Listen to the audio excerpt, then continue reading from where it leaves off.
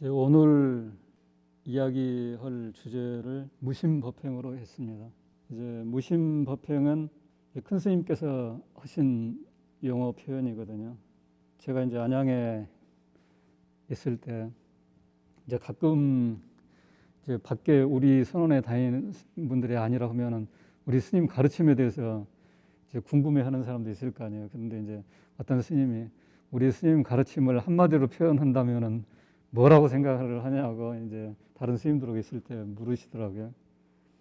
그래서 이제 제 차례가 되니까 제가 이제 무심법행이라고 그렇게 이야기를 했어요. 그러는데 그건 이제 제가 무심법행에 대해서 큰 스님 법문에서 이제 감동적으로 듣고 그랬던 것은 뭐 벼감각성 스님인가 제가 이제 오래전이라서 기억이 정확하지 않았는데 벼감각성 스님인가 그 청나라 때 이렇게 침공해오고 그러니까는 그 스님이시면서도 무술을 배워가지고 무술을 잘하시고 연마하셔가지고 청나라 이렇게 맞서서 싸우고 그러셨는데 나중에는 몸으로 하는 것은 한계가 있고 무심법행해야 된다는 거 이제 그런 뜻을 깨달으셨다는 그런 뜻으로 이제 그런 내용으로 큰 스님께서 법문을 하셨던 것 같아요. 그래서 이제 무심법행이라고 하는 것이 현상적으로 내 개체적인 어떤 그 노력을 하는 것보다도 이제 정말로 어떤 그 현상을 더 넓은 범위에서 더 근본적으로 변화를 가져오기 위해서는 개체적인 노력보다도 더 근본적인 이게 우리 이제 지금 우리식으로 하면 주인공의 그 지혜와 그 원력을 낮추는 그런 법이 아니면 안 된다는 이제 그런 뜻으로 제가 이해를 했었거든요.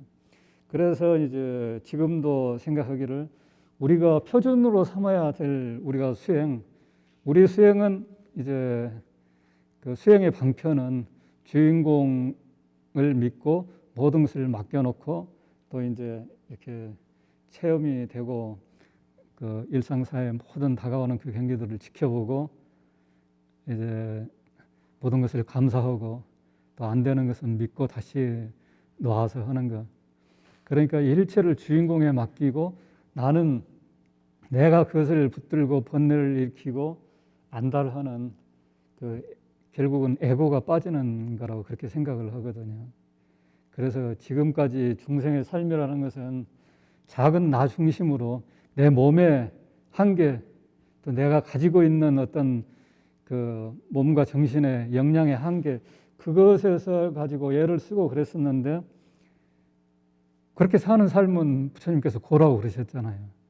그리고 그 개체적인 관념, 자아의식 그게 고의 근본이라고 모든 성자들이 다 이야기하시거든요. 그래서 우리 스님 가르침도 그 개체적인 자아라고 하는 것은 가라고 그러셨잖아요. 그래서 참된 나, 주인공에 의해서 이 주인공이 삶을 살도록 하는 것, 그 자체가 공부라고 그러셨거든요. 그 핵심이라고 그렇게 생각을 한 거예요. 그래서 이제 우리가 주인공에 믿고 맡기는 이 수행, 큰 스님께서 말씀하신 수행의 방편에 모든 가르침이 다 들어있잖아요.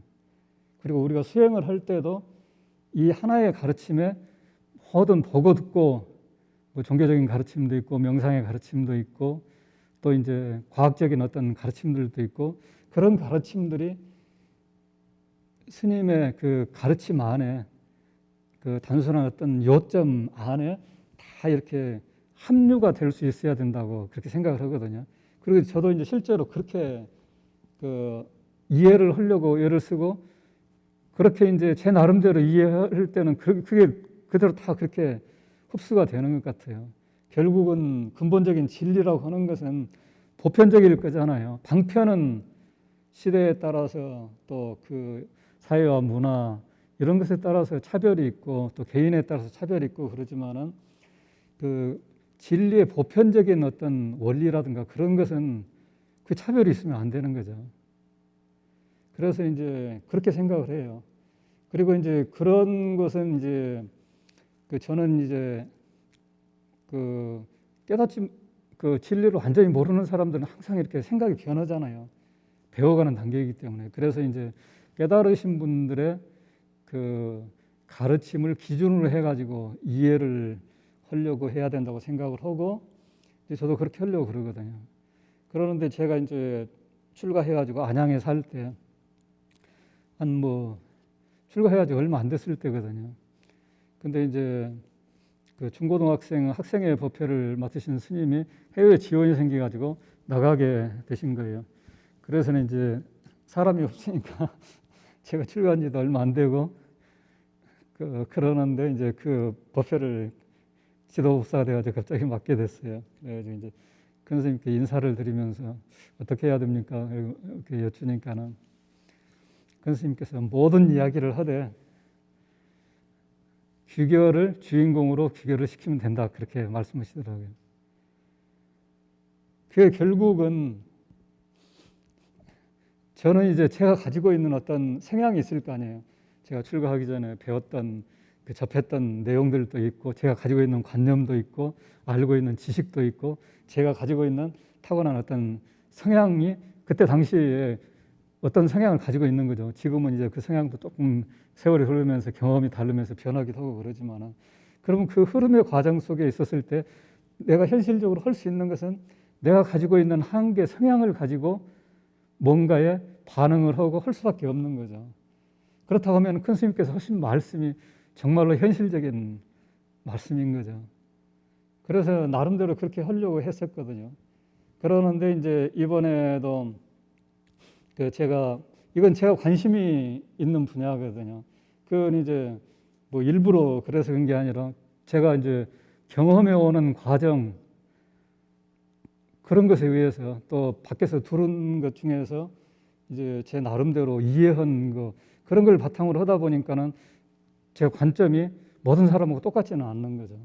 그래서 이제 제가 가는 그 관점에서 그 주인공을 이해를 할 때 제가 이제 도표 수행에 원리 해가지고 저게 이제 다 이해를 한 건 아니거든요. 아직도 이해해가는 과정이고 그런데 물론 이제 이론상의 이해고 그러고 이제 그런 게 이론상의 이해가 있고 이론상의 이해로서는 안 되고 가슴으로 느끼라고 그러거든요.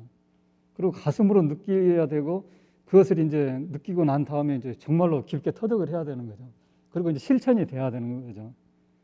근데 이제 저는 이제 저기에서 이제 그 이론적인 어떤 그 호기심이라든가 이제 그런 것도 있고 그 어느 정도 일부분 이제 가슴으로 좀 느끼는 것도 있고 뭐 그러는 거죠. 그러는데 이제 저게 이제 제가 그 어디에 관심이 있는가 그 주인공에 믿고 맡기고 하면서도 어떤 데 초점을 두고 있는가 이제 그런 거라고 할 수가 있거든요.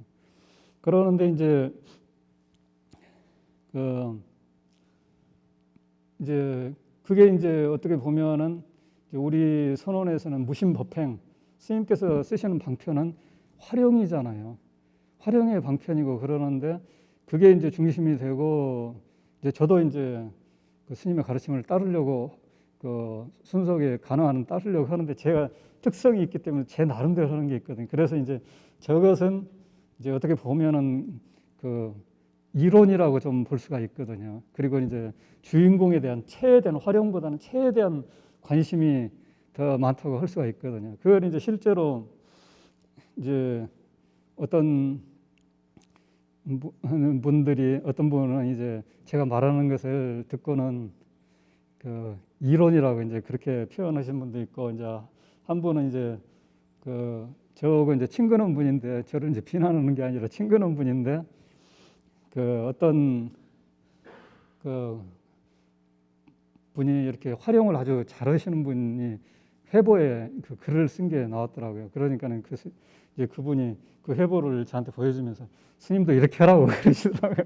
그러니까 그 이야기는 제가 공부를 조금 부족하게 하고 있다는 거죠. 이제 그처럼 좀 활용 중심으로 해야 되는데 제가 활용을 하지 않고 이제 그랬다는 거예요. 근데 그게 이제 제 생각에 그 일부는 맞는 말이라고 생각이 되거든요.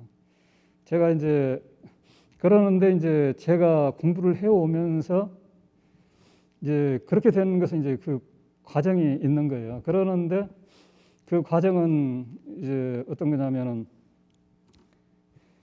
제가 밖에서 들었을 때 출국하기 전에 뭐 불교에 대해서 깊게 공부한 것도 아니거든요. 저는 이제 출가하기 전에 이렇게 집중이 잘 안 됐어요. 그래서 책도 잘 못 읽었어요. 그래서 이제 뭐 종교서적 읽고 그러는데 그냥 이렇게 마음이 괴롭고 우울하고 그럴 때는 그냥 읽으면서 그런 마음이 편해지니까 그렇게 읽었지, 내용을 이렇게 이 내용이 뭔가 연구를 하면서 읽거나 그러질 않았었거든요. 그렇게 하고 그러는데 그런 것을 읽다 보면은 많은 사람들이 근데 저와 같은 생각을 하는 것 같아요. 깨달음에 대한 그 깨달음 지상주의라고 그렇게 표현을 하고 그러잖아요. 깨달음에 대한 환상을 가지고 있는 것 같아요. 그래서 이제 저도 생각하기에 깨달음을 얻으면은 내가 가지고 있는 모든 문제들이 풀려질 수 있고 내 아상을 만족시킬 수 있는, 내가 중생도 제도하고 활동도 잘할 수 있고 그냥 신나는, 쉽게 말해서 가볍게 표현하면 신나는 삶을 살 수 있는 게 깨달음을 얻으면 되겠구나, 이런 게 이제 무의식중으로 이렇게 박혀 있는 거죠. 근데 많은 사람들이 그런 것 같아요. 그리고 그때까지 제가 인식을 하기도 그랬었거든요. 그리고 이제 뭘 모르고 햇병아리 뭐 그런 이야기 있잖아요. 뭘 모르는 상태고 그렇기 때문에 그 현실의 앞에 충실하게 익어가는 사람일수록, 제 생각에는 익어가는 사람일수록 자기 앞에 다가온 그 눈앞의 현실에 충실하고 그 실천을 잘하는 것 같아요. 그러는데 이제 어설픈 사람들일수록 그 현실에는 자기가 부족한 거예요. 그러니까는 현실에서 눈을 도피해 가지고 과거에 대한, 그렇게 사람들이 그러잖아요. 과거에 대한 회상에 빠져 있는 사람은 현실에 나약한 사람들이거든요. 그리고 현실에 충실하지 않는 사람들인 거예요. 회피를 하고 핑계를 대는 거예요. 그러는데 이제 저도 이제 그런 게 있는 거죠. 그런 거니까는 이제 현실적인 거, 부족한 거 뻔히 알면서도 나한테 뭔가가 아마 있을 거야, 이렇게 생각하는, 이게 이제 에고의 장난인 거예요. 나중에 알고 보니까는, 그때는 몰랐죠. 에고의 장난인 거예요. 그래서 사람들이 대부분 거기에 속아서 현실을 바로 보지를 못하고 그러는 것 같아요. 그렇게 있고 그러다 보니까는 어느 날 깨달음이 딱 일어나가지고 내가 멋지게 잘 살 수 있을까는 그런 생각이 가진 거죠. 그러니까는 이제 그 깨달음에 집중을 하는 거예요. 그러는데 깨달음에 집중을 하다 보니까는 현실에 다가오는 게 이렇게 활용하는 데는 관심이 좀 별로가 없는 거예요. 그리고 이제 실제로 우리가 처음 출가해서 안양에 살 때 큰 스님께서 저희한테 주로 이제 공부하는 초점을 맞춰서 하신 이야기는 주처를 붙들고 가는 거, 한시도 놓치지 말고 가라고 그러셨거든요. 그러는데 우리가 이제 주인공에 믿고 놓는 거, 그건데 놓는다는 게 생각으로서는 알 것 같은데 실제로 놓는다고 하면 어떻게 놔야 됩니까? 그런 거 이제 똑같은 질문 항상 하고 그랬었죠. 그리고 이제 주처 관하는 거, 어떻게 주처를 관해야 됩니까? 이렇게 하고 그랬었죠. 그래서 이제 스님께서 이제 우리한테 하신 말씀이 이렇게 손가락 까딱까딱 하면서 이제 이게 누가 하는가, 그걸 관하라고, 이제 하도 이제 어떻게 해야 될 줄 몰라가지고 이제 이렇게 묻고 그러니까는 이제 그런 방편까지도 쓰고 그러셨거든요. 그래가지고 실제로 저도 이제 주처를 관했어요. 그래서 이제 관하는 것도 이치도 잘 몰랐었죠. 그리고 이치에 대한 확신도 없었고, 이게 큰 선생님 가르침을 뭐 똑같은 가르침을 어떻게 보면은 단순해 보이고 그런 가르침이지만은 지금 이해하는 것처럼 이해를 못했어요, 그때는. 그러니까 이제 나름대로 완전한 이해는 못했지만은 의문이 있으면서도 나름대로 이제 열심히 관하는 걸 했었거든요. 그때는 이제 처음 출가할 때여서 열심히 했죠. 그리고 딴 생각도 없이 그냥 열심히 했었죠. 한동안은 정말로 열심히들 했어요. 그렇게 하다 보니까는 이제 좌선하는 방법도 모르고 그랬어요. 그리고 이제 무조건 시간 나오면 앉아가지고, 처음에는 좌선도 안 되더라고요. 그냥 그래가지고는 이제 그러는데 무조건 이제 어떻게 앉는다든가 그런 거 다, 그런 건 나중에 배우자 하고 우선은 그냥 앉아가지고 주처만 관하는 거 그거 했어요. 그것도 이제 실제로 해보려고 하니까는 어떻게 해야 될지를 모르겠더라고요. 그래서는 이제 뭐 이렇게도 해보고 저렇게 해보고 막 했었거든요. 그리고 이제 주로 많이 했던 게 이제 숨 쉬는 게 이렇게 문제가 되고 그러니까는 숨 쉬면서 이제 주인공 하면서 주인공 주체를 하고 관한다고 생각을 하고 이제 나름대로 그러니까 생각을 만들어서 그렇게 한 거죠. 그 뇌 쉬면서 이제 내 안에 있는 건 모든 걸 다 놓아버린다고 생각하고 뭐 그런 식으로 하면서 했어요. 그렇게 하다 보니까는 나중에는 이제 생각이 안 빠지게 되더라고요. 그 생각이 안 빠지니까는 좌선이 재밌어지게 되는 거예요. 그리고는 이제 한 번 앉으면은 그때는 이제 시간이 여유가 있어가지고 두세 시간이 시간 가는지 모르게 금방 가버리고 그러는 거예요. 그러는데 이제 좌선이 너무 잘 되니까는 누가 이제 심부름 시키려고 가끔씩 심부름이 필요하면 이제 부르고 그랬는데 그러면은 좀 싫은 생각이 나더라고요. 그러면 스님께서 여기 어디에도 집착하면 안 된다고 그랬는데 내가 이 좌선하는데 좌선이 너무 재밌으니까는 집착을 하구나. 그러면 이제 걸으면서 이제 관하고 걸으면서 관하다가 또 다시 이제 좌선 많이 하고 막 이러면서 이렇게 하고 했었거든요. 그래가지고는 이제 그래서 이제 그렇게 했는데 그때 스님께서 이렇게 정진이 빠르다고 그러신 거예요. 칭찬해 주시더라고요. 그랬는데 그때도 확신이 없었어요. 이렇게 하는 게 맞는가 이렇게 확신이 없었어요.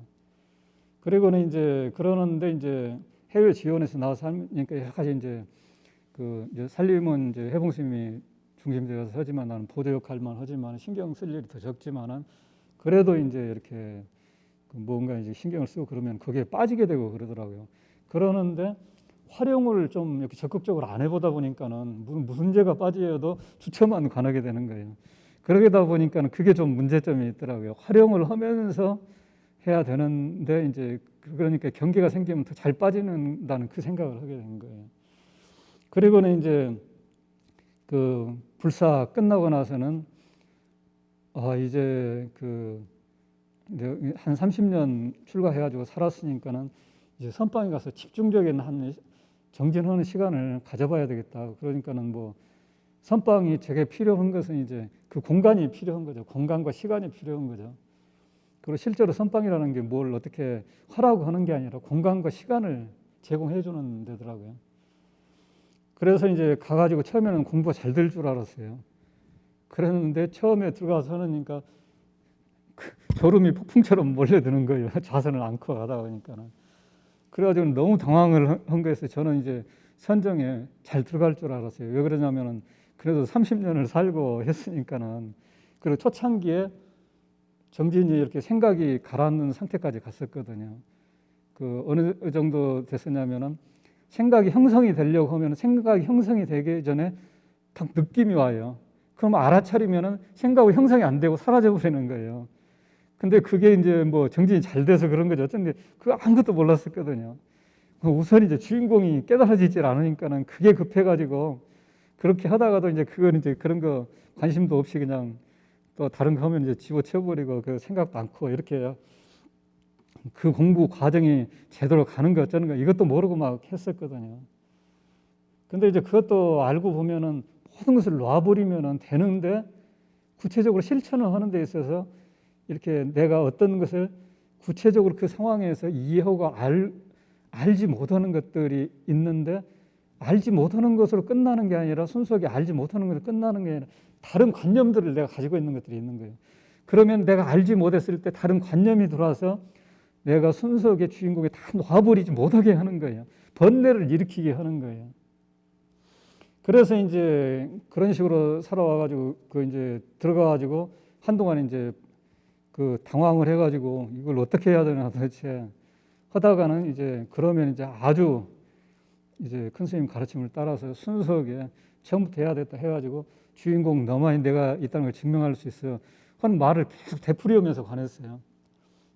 근데 그건 사실은 어떻게 보면은 큰 스님께서 한 30분씩 이렇게 관하라고 그랬지 하루 종일 그렇게 하라고 한 건 아니신데 여튼 이제 순수하게 해봐야 되겠다. 내가 순수하게 이제 그렇게 생각해가지고 하고 그랬었는데 근데 이제 그때 느끼고 하는 게 있었어요.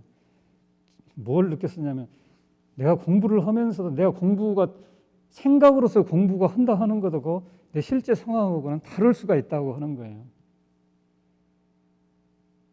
그것은 내가 생활을 하면서 특히 이렇게 공부하고 그러면서 보면은 내가 뭔가를 내 자신을 바르게 점검할 수 있는 그런 게 없으면은 내가 세월이 흘러놓고 봤을 때 뭔가 부족한 게 있는데도 자기 생각 속에서는 그냥 무조건 되겠지. 어떤 거 기대를 하는 거. 근데 수행은 내가 어떤 그 막연한 믿음으로서 기대하는 거, 그게 아니라는 그 생각이 드는 거예요. 제가 가지고 있는 것 중에 하나가 이제 큰 스님 스승을 만났으니까는 그 깨달음에 대한 책들에 보면 스승에 대한 이야기가 많거든요. 그래서 무조건 뭐 공부가 잘 되고 그럴 줄 알았어요. 그랬는데 스승을 만나서 공부가 되는 그것도 있겠지만은 더 깊은 거기에서 보면은 스승의 가르침을 제대로 실천을 해야 되잖아요. 근데 제대로 실천한다는 것이 무엇인가? 그게 이제 무심법행이 돼야 된다는 거죠. 그러면 저는 이제 살아오면서 특히 이제 불사의 과정이라 이랬을 때 무심법행을 못했다는, 제대로 못했다는 게 되는 거죠. 물론 다시 시작한다고 해도 제대로 완벽하게 할 수는 없는 것 같아요. 왜 그러냐면은 제 자신의 한계가 있기 때문에, 제 지혜나 복덕이나 그게 있는 것 같더라고요. 예를 들어서 수행할 수 있는 어떤 조건이 잘 지어져서 그 조건을 예를 들면은 처음 출가했을 때 어느 단계에 주인공을 확고하게 쥐고 가면서 수행의 방편에 확고하게 일념으로 갈 수 있는 단계까지 처음에 발심했을 때 확 가버리면은 그건 정말 복이 있는 거라고 생각이 되거든요. 근데 저는 스님께서 기회가 있으면 놓쳤다고 그러셨거든요. 그건 복이 부족한 거라고 생각이 돼요. 그건 할 수도 있는 거지만 놓쳤다는 것은 할 수도 있는 거지만 못했다는 거잖아요. 그 두 번째는 지혜, 내가 정말로 지혜가 있었다 하면은 그렇게 하지 않았을 거라는 거죠. 그래서 그러면 바르게 그러는데 대부분의 사람들은 지혜와 복덕이 다 충분하게 갖춰져 있지 않다고 생각하거든요. 저나 그 일부 소수의 이제 뛰어난 근기를 가진 사람들 빼고는 저나 마찬가지로 비슷할 상황이라고 그렇게 생각이 돼요. 그렇게 되면 세월이 지나게 되면은 이렇게 공부라는 것도 처음에 잘한다고 해서 끝까지 다 그 성실하게 되는 건 아닌 것 같아요. 자기가 하려고 노력을 하지만은 꼭 그렇게 되는 건 아닌 것 같아요. 상황에 따라서 계속 이렇게 변화가 있는 것 같아요. 그래서 대부분의 사람들은 그런 게 있는 것 같아요. 그래서 주인공 하나를 붙들고 가는 거, 그걸 이제 충실히 해야 되지만은 시간이 흐르면서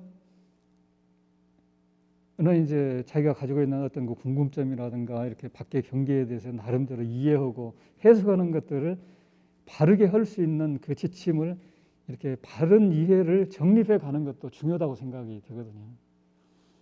그러는데 이제 그것은 이제 어떤 그 깨달은 성인께서도 그러셨더라고요. 믿음이라고 하는 것도 여러 가지 차원이거든요. 근데 감정적인 믿음이라고 하는 것은 초보적인 단계인 것 같아요. 그건 흔들리기가 쉽거든요. 그것은 안정된 게 아닌 것 같아요. 근데 그 깊은 이해가 더 필요한 것 같아요. 근데 이해도 이제 이론적인 이해가 있고 가슴으로서 느끼는 그런 이해가 있고 그러는 것 같아요. 그래서 가슴으로서 느끼는 이해가 될 수 있도록 노력을 해야 되는 것 같아요. 그래서 가슴으로서 느끼는 이해가 되면은 웬만한 환경에서 이렇게 변화라든가 하는 것은 업식에 의해서 그 순간에 흔들리고 이렇게 어리석은 행동을 하고 지혜롭지 못한 이제 수행에 있어서 이제 그 충실하지 못한 행동을 할 수가 있고 생각을 할 수가 있지만 금방 이렇게 자기가 이해하고 있는 것이 잣대가 되는 거예요. 중심이 돼가지고 그건 변하지 않고 항상 있기 때문에 그걸 가지고 그 상황이 정리가 되고 하는 거예요. 그래서 항상 이렇게 중심을 갖게 되는 것 같아요. 그래서 그 바른 이해를 갖는 게 중요하다고 이제 생각을 하는 거예요. 그러는데 이제 저는 이제 그런 것을 제가 이해하는 게 있으면은 다른 깨달은 성인들이라 가르치면서 어떻게 이해하는가 해가지고 다른 분들이 제가 이해하는 것도 이제 그 비슷하게 이제 그 말씀하시면 이게 확실히 근거가 있는 거구나 내가 생각하고 내 경험으로서 이해한 게 하고는 그걸 이제 그 당분간 그런 이해를 이제 존중하면서 가려고 하고 그러거든요. 물론 이제 항상 이제 우리의 이해라고 하는 것은 이제 변화가 있는 거죠. 완전한 지혜에 도달하기 전에는. 그래서 이제 거기에 이제 무심법행을 이제 그 중심으로 삼고 그러는데 여기에서는 이제 법행이라고 하는 것은 법을 놔두는 거잖아요. 행하는 삶이잖아요. 그러는데 무심으로서 하라고 하는 거잖아요. 그럼 무심이 뭔가? 무심은 다른 게 아니라 주인공이 하는 거죠. 간단하잖아요. 그러면 저기에서 보면은 이제 저기에서 우리가 사는 것은 저기 이제 구조로서 보면은 우리는 자아의식, 에고, 가라고 그러잖아요. 그 중심으로 사는 거예요. 그것이 모든 성인들 가르침에서 말하면 모든 고를 만들어내는 원인이라고 하는 거예요. 그래서 우리의 이제 삶을 저 자아의식에서 주인공으로 바꿔야 되는 거예요. 그래서 우리가 활용을 할 때도, 공부를 할 때도, 예를 들어서 주인공을 관하고 어떤 문제가 있어서 관하고 할 때도 내 감각을 만족시키기 위해서 또 그 에고, 자아 만족을 하기 위해서 또 그런 것을 위해서 하는 것은 그러니까 자아의식의 바탕을 둔 것을 만족시키기 위해서 관하고 활동하고 이제 수행을 하는 것은 무심법행이라고 할 수가 없는 거예요. 그러면은 우리가 무심법행이라고 했을 때는 자아의식 바탕에 있는 주인공을 기준으로 삼아야 되는 거예요. 그러면 이제 주인공이 뭔가 그걸 현실적으로 이해를 해야 되거든요. 우리 자신에 있어서 어떻게 이해를 해야 될 것인가 있거든요. 그러면 저기에서 이제 불교 유식이라는 게 불교 심리학이라고 할 수가 있다고 그러잖아요. 그러면 이제 그 전오식이라는 게 있잖아요. 그것은 안이비설신이 우리 이제 육체의 창문과 같은 거라고 그러거든요. 이게 그것을 통해서 밖의 대상을 이제 보고 듣고 이렇게 그리고 그걸 통해서 그 작용을 하고 그러는 거예요. 그러니까 작용을 하는 기관인 거예요. 그래서 이제 그게 그리고 이제 그 작용을 하는 것을 가지고 분별하는 것을 이제 육식이라고 그러고. 근데 저도 이제 저건 이제 자세히는 모르거든요. 그리고 저게 너무 어렵더라고요. 보니까 자세히 하려고 그러니까는. 그래서 이제 그 불교는 어떻게 보면은 깊게 탐구가 됐기 때문에 이론이 너무 어려워가지고 그래서 단순하게 지금 처음 시작하는 사람들한테 맞게 기본적인 이론을 정립을 해가지고 실제 우리 생활과 결부시켜서 이렇게 알려줄 수 있는 그게 정립이 돼야 된다는 생각을 하거든요. 그런데 저는 아직 저걸 이제 자세히 이해를 못했어요. 이제 대충만 이제 어떤 그 방향만 이제 잡아가지고 대충만 이렇게 이해하고 그리고 또 이제 자세히 이해하는 데는 너무 어려워서 이제 별로 아직은 하고 싶지 않더라고요. 나중에 이제 실제로 내 지혜가 깊어지면서 내 스스로 내면에서 터득을 하는 방향을 택해야 되겠다. 이제 그 생각을 하는데 그러면 이제 안이비설신이 전오식이 있고 그 다음에 육식이 분별하는 거. 그걸 이제 분별하는 것은 생각이라고 보면 될 것 같아요. 그냥 저는 이제 그렇게 보고 그리고 칠식이라고 하는 것은 자의식이거든요. 에고 의식인 거예요. 그러는데 이제 그것을 현실에서 보면 이제 그 오식이라는 것은 간단하잖아요. 이렇게 감수자는 거. 그런데 감수되는 것도 우리가 여기는 자세히 잘 모르는 거예요. 우리가 자기 마음을 잘 모르는 거예요. 그러는데 마음 공부하시는 분들이 이야기할 때는 우리는 자아가 고통을 만들어내고 자아에서 벗어나야 되는데 그러려면 자아를 이해를 해야 된다고 그러거든요. 이해를 못하면 자아에 빠져서 살게 되는 거예요. 자아의 지배를 받고 통 속에 갇혀서 살게 되는 거예요. 그러는데 우리가 오식도 이해를 잘 못하는 거예요.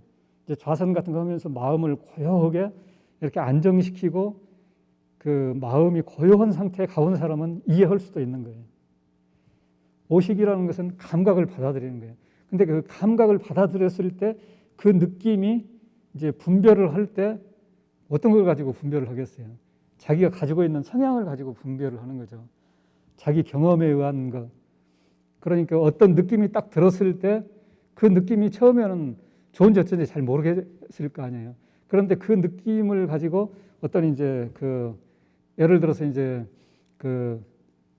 고향에 어떤 향수가 나는 그 향수가 배어 있는 아름다운 추억이 배어 있는 어떤 향기나 어떤 그 색깔이나 어떤 모양이나 그런 게 딱 보게 되면 이미지를 보게 되면은 고향에 대한 향수와 결부가 돼가지고 거기에서 어떤 그 기쁨과 성을 느끼고 그렇게 느끼고 그럴 거 아니에요.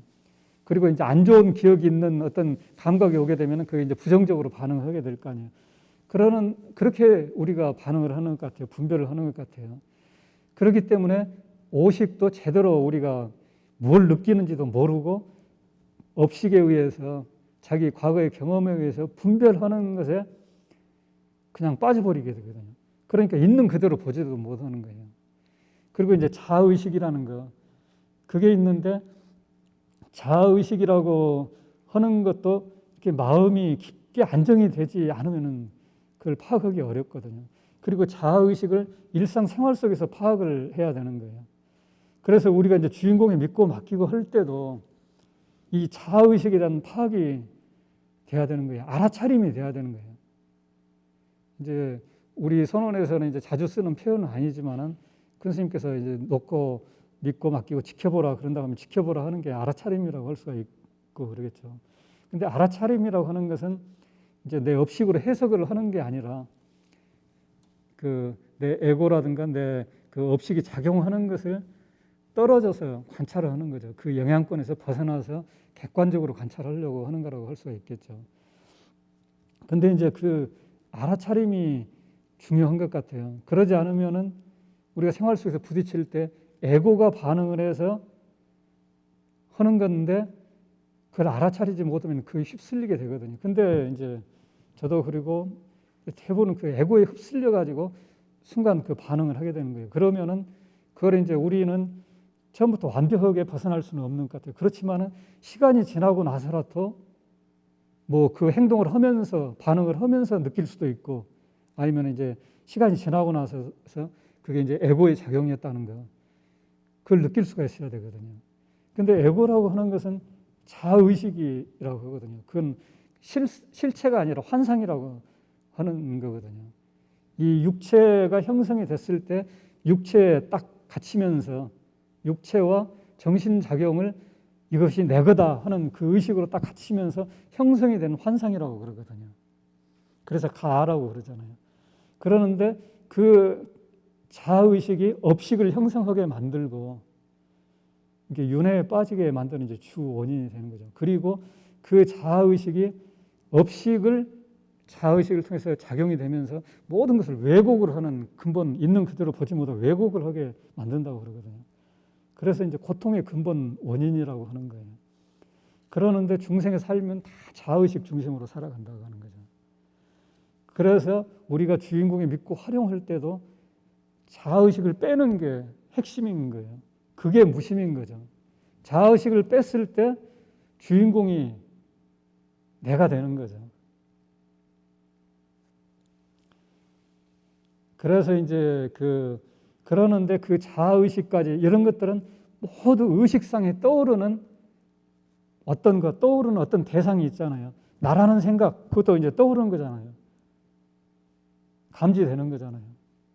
그래서 큰 스님께서도 주시자라는 말씀을 표현하시잖아요.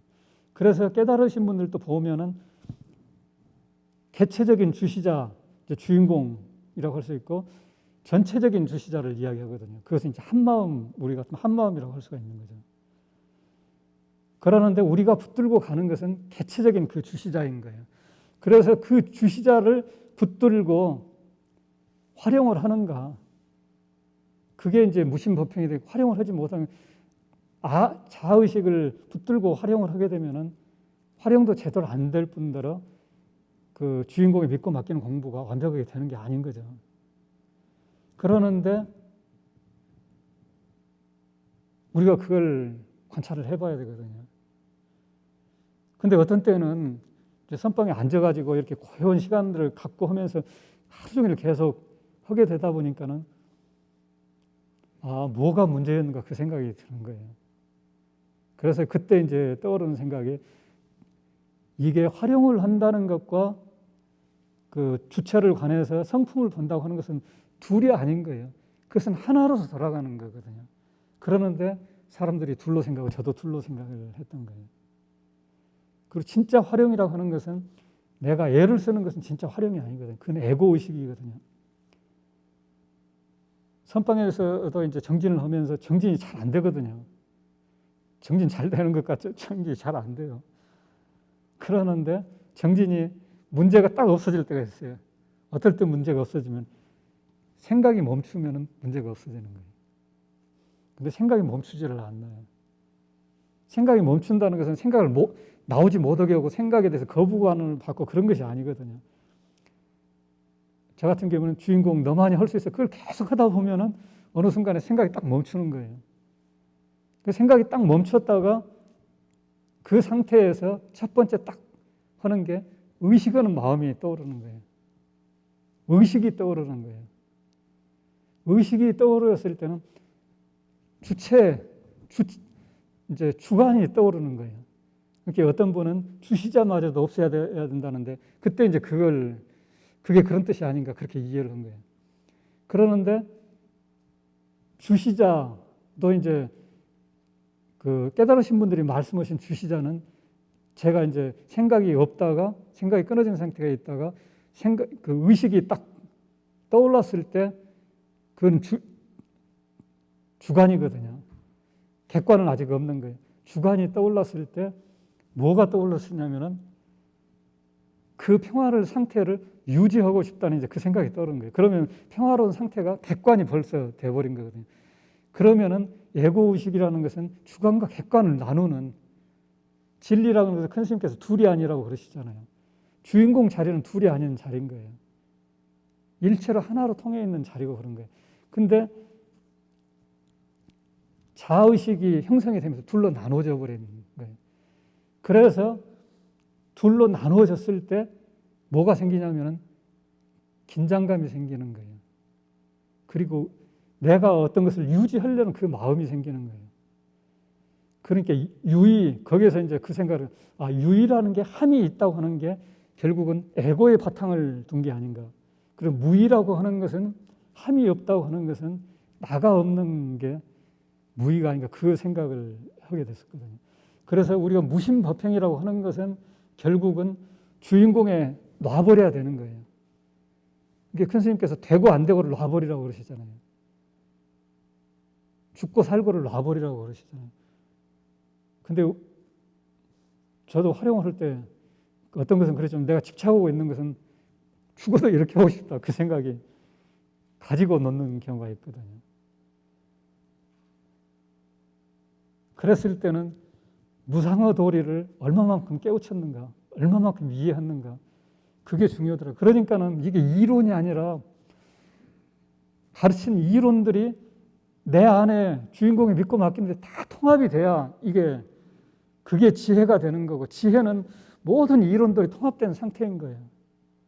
그리고 지혜의 상태가 되면은 모든 이론들이 거기에 갖춰져 있는 거예요. 그리고 통하는 거예요.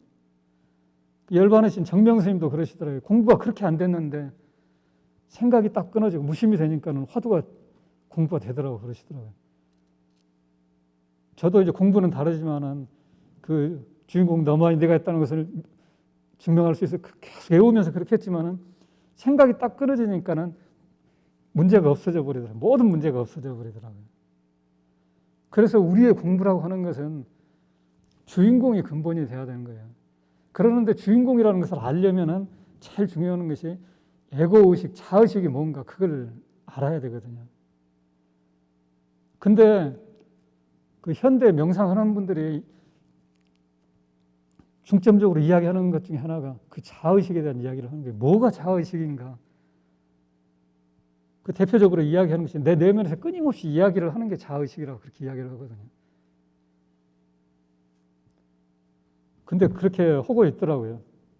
제가 졸릴 때 어떤 상태에 딱 빠져가지고 보니까는 내 내면에서 끊임없이 이야기를 하고 있어요. 지금 현실에서도 이야기를 하고 있는 거예요. 우리 생각 속에 이런저런 생각들이 떠오르고 그러잖아요. 근데 그 생각이 딱 멈추게 되면은, 생각이 멈추게 되면은 자의식이 사라져요. 그리고 자의식이 사라지면은 큰 스님께서 말씀하시는 함이 없이 한다든가 앞뒤가 끊어졌다든가, 그리고 마음이 고요해요. 내가 아무리 활동을 하고 그래서 마음이 고요해요. 그리고 내가 한 생각 일으키면 내 몸이 그대로 따라주는 거거든요. 그러니까 우리가 추구해야 될 것은 사실은 이론이라고 하는 것은 이렇게 나누어서 한 거고, 그걸 내 점검을 때 이제 필요하고 그런 거이지만은 이론을 따라가면 안 되는 거예요. 그래서 제가 말하는 것도 이론으로서만 하게 되면은 제가 그 완벽하게 이해한 것도 아니고 그건 오히려 공부하는데 방해가 될 수 있는 거거든요. 이론을 그런데 배척하는 것도 아닌 것 같아요. 그것을 통해서 자기가 거기에 대해서 이해가 깊다고 하면은 제가 이야기를 했을 때 그게 무슨 말을 하는 건지 금방 알아차리거든요. 알아차리고 자기 자신 안에서 내가 체험한 것, 내가 관찰한 것 안에서 그게 뭔가를 알아차리는 거예요. 근데 그걸 모른다고 이론이라고 한다 하면은 그건 이해가 부족한 거예요. 내가 말하는 것은 이론일 수 있지만은, 제가 말하는 것이 이론일 수 있지만은 틀린 말이라고 할지라도 자기 안에 비춰봤을 때 그걸 뭘 이야기를 하는가 자기가 분명하게 알게 되면은 틀리든 말든 상관이 없는 거예요. 맞았다고 해도 자기 나름대로 이해하기 마련이거든요. 그리고 그걸 말로서 이론으로서만 이해하게 되면은 그럼 별로 소용이 없는 거예요. 자기 안에서 관찰을 할 수가 있어야 되는 거거든요.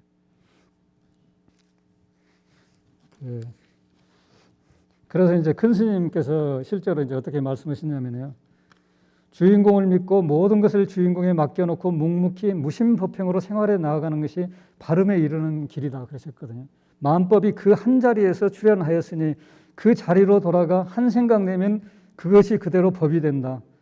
모든 것이 생각대로 되어진다. 이게 한 생각 일으킨다. 이게 무심법행이거든요. 그 한 자리라고 말씀하셨잖아요. 이게 한 자리가 뭔가 내 자신에서 그것을 파악해야 되거든요.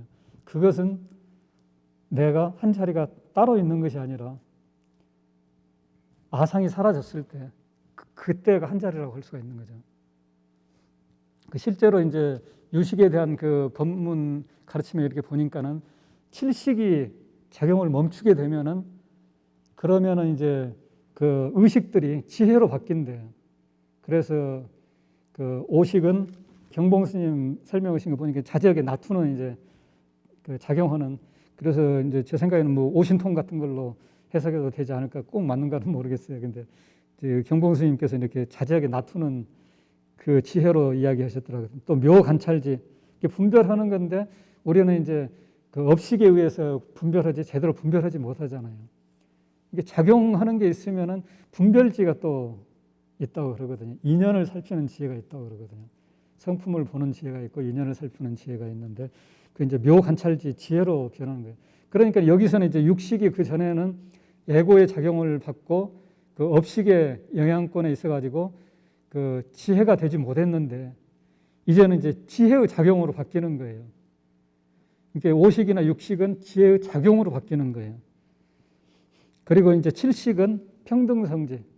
그 전에는 이제 이 몸과 내가 가지고 있는 정신차기 이런 것들을 나다 해가지고 남과 나를 이렇게 나누고 분리를 만들고 그 모든 것을 왜곡을 시킨 그 장본인이었다 하면은 이제 평등성지인 거예요. 이게 미얀마 사태라든가 지금 세계에서 일어나는 사태, 그런 사태들 보면은 이 평등성지가 결국은 안 됐기 때문에, 우리도 마찬가지지만 안 됐기 때문에 나무의 생명이 자생이 생명과 평등하다고 생각하면은 어떻게 해든 간에 남을 죽이거나 이렇게 하는 것을 못 할 거 아니에요. 근데 그 우리 인류가 그런 의식이 얼마만큼 깨어 있는가, 그게 중요한 거죠. 지금 이렇게 혐오라든가 이런 것들도 이런 의식이 전혀 안 깨어 있기 때문에 이런 게 생길 수가 있다고 보거든요. 그래서 이제 그 평등성지가 되는 거예요. 모든 생명이 평등하다고 하는 거. 그러니까 이제 둘이 아닌 근본 성품의 지혜가 반영이 된 거죠. 그리고 이제 팔식은 대원경제, 큰 거울과 같이 그대로 모든 것을 비추는 거. 그런데 이제 팔식이라고 하는 것은 모든 것을 자제하게 놔두는 작용을 하고 그 항상 없어지지 않고 우리 업식이 저장이 됐다가 윤회하게 되는 것도 이제 그 팔식의 저장이 됐다고 그런다고 하거든요. 그러니까 이제 그래가지고 이제 그 성철 스님께서도 이제 근본 무명이라고 하는 게 있는데 그게 이제 에고 의식이면서도 업식이면서도 그러는데 근본 무명을 그 팔식이라고 그렇게 표현을 하셨더라고요. 그러는데 이게 보면은 그 인도 성자 가르침에 보면은 우리의 근본 성품은 허공과 같아서 작용 이전에 모든 작용을 해도 걸림이 없는 그 자체로서 남아있는 거고, 작용을 할 때는 이제 어두워져야 된다고 하는 거예요. 그러니까 이제 그 어두워졌다는 게 꼭 나쁜 것은 아닌 거죠. 그런데 이제 그게 이제 근본 무명이 있는 상태 속에서는 그 고가 있는 거죠. 자제하지 못하고. 그러는데 이제 거기에서 자성을 깨달았다고 하는 것은 그게 이제 비유를 할 때 그 자성을 햇볕과 같은 빛과 같은 것에 비유를 한 거예요. 그건 이제 빛은 아니고 그러지만은 모든 걸 초월한 거지만. 그래서 이제 그 자성이 깨달았다고 하게 되면은 그 감광판과 같이 이렇게 무명에 약간 어스름해야만이 필름에 사진이 인화가 되고 그러잖아요. 그러니까 지금 우리가 살면 중생계라는 게 그렇다는 거예요. 창조작용이 일어나는 것은 이렇게 약간 빛이, 자성의 빛이 어두워졌을 때 나타난다는 거예요. 근데 여기에서 이제 문제가 생기는 게 에고가 생기게 되고 고통이 생기게 되는 거예요. 부자유가 생기게 되는 거예요. 그러는데 자성을 깨닫게 되면은 그 감광판에 태양이 비추는 것 같아요. 그러면 감광판이 버려버리는 거잖아요. 다시는 그 인쇄가 안 되잖아요. 그게 바로 이제 업식이 안 생기는 거라고 볼 수도 있고 그러겠죠. 그러는데 작용을 못하는 것과 필름하고는 다른 게 작용을 못하는 것은 이제 아닌 거죠. 작용을 하면서도 지혜로서 전부 작용을 하게 되고 그 부처님께서 말씀하시는 도리, 무상, 무아 이런 도리들이 열반 이런 도리들이 그대로 실천이 되는 그런 상황이라고 할 수가 있는 거죠. 그래서 우리가 그 깨달음은 반드시 필요한 거고 깨달음보다 더 중요한 것은 없다고 그러거든요. 그러는데 사람들은 깨달음을 구하지 않고 깨달음의 지혜를 말해도 깨달음을 구하지 않고 그걸 가지고 자기 감각을 만족시키고 에고를 만족시키는 데 쓰려고 한다고 그런 이야기를 하시거든요. 그게 이제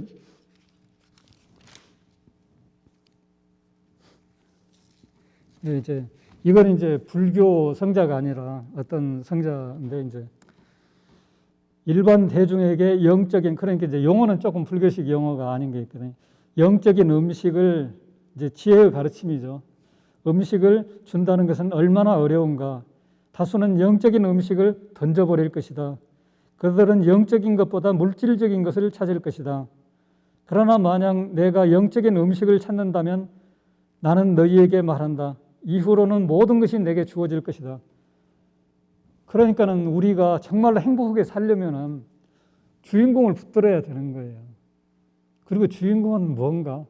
주인공은 이름으로서 붙들지만은 이름과 주인공의 그 실상이 다르지 않다고 그러시거든요. 선생님께서 해인을 찍어놨다고 그러셨고 또 이제 다른 가르침에서도 예를 들어서 아미타불 명호를 부르는 아미타불 명호가 아미타불이다 그렇게 이야기를 하시거든요. 그러니까 그 하나의 그 뜻을 알고 믿음을 가지고 이렇게 이해를 하고 가슴으로서 또 내면의 그 깨달음으로서 주인공의 모든 것을 맡기고 살아가야 되는 것이죠. 주인공이 돼야 되는 것이죠, 우리가. 그런 노력을, 초점을, 중심을 반드시, 목표를 반드시 이해를 하고 반드시 정립을 해야 되는 거죠. 그렇게 살아갈 때 모든 필요한 게 우리한테 주어진다고 하는 거예요. 그러는데 우리는 다른 걸 요구하는 거예요. 근데 다른 걸 요구하는 바탕은 그 바탕이 에고라고 하는 거예요. 자의식이라는 거예요. 그러면 자의식은 근본적으로 업식을 녹이지 못하고 업식에 장애를 받고 하기 때문에 고통의 근본 뿌리를 없애지 않고 그것을 붙들고 있기 때문에 바르게 그 가르침을 이해하고 실천한다고 볼 수가 없다고 하는 거거든요. 그래서 또 이렇게 말씀하셨어요. 아기의 가슴은 엄마 외에는 완전히 비어 있다. 그러므로 너의 가슴을 너의 근본 이제 이분은 이제 신이라고 그러셨거든요. 그랬는데 이제 우리식으로는 한마음 주인공 외에는 완전히 비어 있게 하라 그러셨거든요. 그래서 신이 너의 마음을 완전히 소유하게 하라 그러신 거예요. 그래서 이제 우리식으로 하면 주인공이 네 주인이 되게 하라. 네 가슴을, 가슴이라는 게 자기 깊은 존재를 뜻하고 그런 거잖아요. 생각보다 더 깊은 것을 표현할 때 자기 존재의 중심을 표현할 때 그 가슴이라고 표현하고 그러잖아요. 그게 무심법행이거든요. 근데 우리는 뭘 하나 이렇게 조금 하게 되면은 자기가 튀어나오거든요. 저도 그런 거 다 마찬가지예요. 근데 그 어쩔 수가 없는 건데 알아차려야 되는 거예요. 그렇다고 하면은 에고를 이해를 해야 되는 거예요. 에고를 이해할수록 주인공을 이해하게 되는 거예요. 근데 그것은 이해하는 것은 뭘 통해서 이해를 할 수 있는 거야? 모든 생각들을 놨을 때 그것을 알아차리고 놔버리는, 거기에 집착하지 않고 놔버리는 것, 그걸 통해서 이해할 수가 있는 거거든요. 그리고 우리 자신이 그대로 근본 성품, 부처의 성품이 그대로 있다고 하는 것을 이해를 해야 되는 거예요.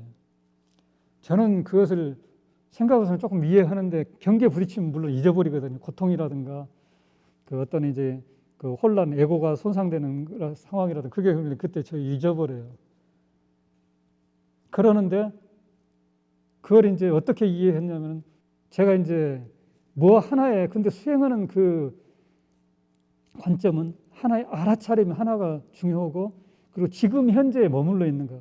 이렇게 뭘 할 때는 우리가 주인공을 관해야 할 때 예를 들어서 이제 간단하게 설명해 설거지 할 때 주인공을 따로 관할 수도 있지만은 설거지 하는 그 자체에 의식이 온전히 가 있어야 딴 생각 않고 설거지만 하게 되면은 그게 주인공 관하는 거예요. 그게 주인공이 그대로 하는 거예요. 그걸 이해를 해야 되는 거예요. 저는 이제 큰 스님 가르침을 가능하면 순서에 따라야 되겠다. 그러면서도 그렇게 못했거든요. 제가 하고 싶은 대로 하고 뭐 그랬는데 해선이 그게 갈등이 생겼었어요. 근데 그게 이해 갈등이 생기면 안 되거든요. 이해를 하고 그렇게 실천해야 되는 거예요. 주인공이라는 것은 꼭 주인공의 이름을 불러야 되는 게 아니라 내 근본이 주인공이라는 걸 이해를 해야 되는 거예요. 그게 본래 주인공은 우리 안에 갖춰져 있다고 하는 것을 이해해야 되는 거예요.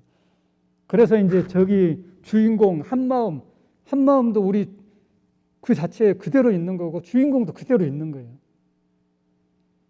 다만 칠식에 우리는 깊게 이제 빠져 있어가지고 업식이 많아서 그 주인공의 주인 노릇을 못 하는 거죠. 중생 노릇만 하고 있는 거죠. 근데 이제 그것을 느꼈던 게 제가 공부 이해도 못하고 제대로 하기 전에 종교 서적은 읽었을 때인데 이해도 못하고 읽었었거든요. 마음이 그때는 너무 괴로워가지고 그냥 읽으면 편해지고 종교 서적 또 이제 긍정적인 사고방식 뭐 성공 철학 같은 그런 게 있잖아요. 그런 것들이 이제 마음이 괴로우니까는 이제 그걸 읽고 이해는 뭐 거의 전혀 못하고 그럴 때인데 뭘 하나를 계속해서 이렇게 하다가 보니까는 딴 생각이 나는 거예요. 그러면 이 생각이 나면 안 되지 하고는 그걸 하다 보니까 어느 순간에 생각이 딱 끊어지는 거예요. 의식을 잃어버렸어요. 서 있는 상태였는데 의식을 잃어버렸어요. 그러면서 의식이 깨어나면서 의식이 층이 있는 것을 경험을 했었거든요.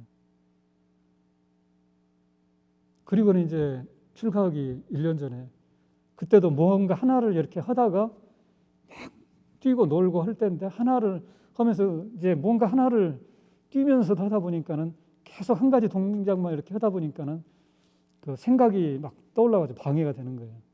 생각이라는 것은 자기 삶을 방해하는 거거든요. 어떻게 보면은 순수하게 내가 어떤 것을 하는데 그 생각을 방해하는 거예요. 그래서는 이제 생각이 나면은 이 생각 왜 나지 하고는 다시 그 하는 행동으로 갔어요. 그러다 보니까 어느 순간에 생각이 딱 끊기는 거예요. 생각이 끊기니까는 자의식이 사라지는 거예요. 그리고 각성이 되는 거예요. 각성 상태가 되는 거예요. 그러니까는 뛰고 막 그러는데 시끄럽고 막 뛰고 그러는 상태인데도 마음이 고요해지는 거예요. 그리고 내가 한 생각 일으키면 그대로 몸이 따라주더라고요. 평상시에는 한 생각 일으키면 몸이 안 따라주거든요. 그리고 생각을 하려고 하면 생각이 일어나는 거예요. 그리고 생각을 안 하면 생각이 딱 그대로 그치는 거예요. 그러니까 생각이 주인이 아니라 내가 생각이 주인이 된 거예요. 그때 순간은.